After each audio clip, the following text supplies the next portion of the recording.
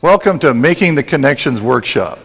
I'm Don Johnson. I'm the Executive Director of the Biblical Worldview Institute and the Superintendent of Cascade Christian Schools. And we're just honored to have you here today in your journey to develop your own biblical worldview and also to be able to instill that in the lives of young people. So we're thrilled to be a part of that with you. And as we begin, I want to make sure that you have your participant guide in front of you because you'll be walking through that through the whole session. So in this workshop, we're going to give you a tool, a very practical tool, the Biblical Worldview Integration Planner, but more on that later. But first, I would like to help you to see why this tool is so important, because as Christian educators, we are in the critical business of training young people to think and shaping that thinking, that next generation of how they view the world. So why is shaping our students' thinking so important? It's because thought influences behavior, and the collective behavior of a group shapes culture. Let me break this down into bite-sized pieces for you in a way that will be a foundation for the rest of the workshop. So turn your participant guides to page 1, and in that you'll see.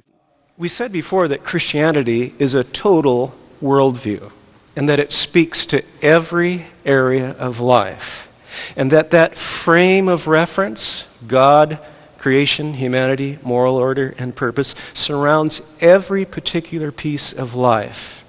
It has something significant to say about everything that we're studying in school.